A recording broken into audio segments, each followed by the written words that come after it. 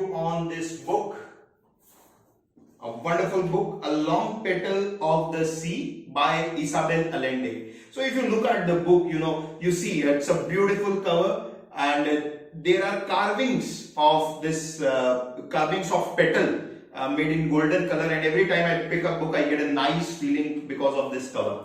Now coming to the actual content of the book, this is the first book of Isabel Allende that I have picked, and I regret picking her so late.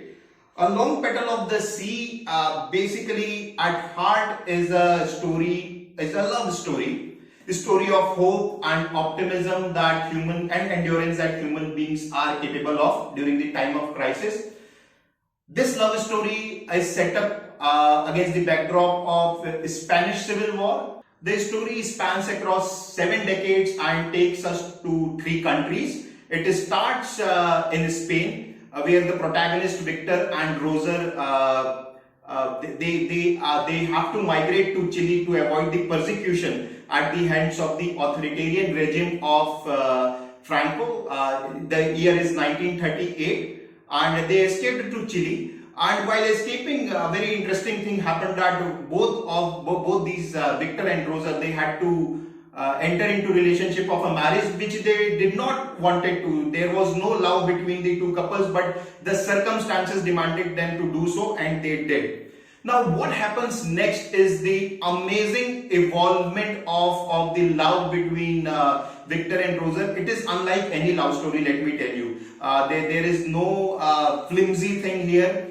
It's full of human emotions. And when it goes to Chile, again the backdrop goes to the Chilean Civil War, and a lot of political discussion is evolved in the book. So book covers wide range of topics: love, hope, repression, authoritarian regime, democratic principles. So it's a wide range of topics are being discussed, and the 7 decades are divided into the 12 chapters of the book. And at the beginning of each chapter, there is a small verse by Pablo Neruda, the great poet, the great Chilean poet. 4 to 5 lines of his famous poems at the beginning of each chapter, and I think these are the icings in the cake. In fact, Pablo Neruda makes a small appearance as a character in the book. So overall, the book is very good. The language is not very difficult, and I will suggest that anyone who has read even 10-15 books can read this book. The flow of the plot is at easy pace. There are several other characters beside the 2 main characters, but the character of the Rosa is the most powerful character. Isabel Allende's story are women centric in a way. So the character of Rosa, who is wife of Victor, is a very strong character, very practical character.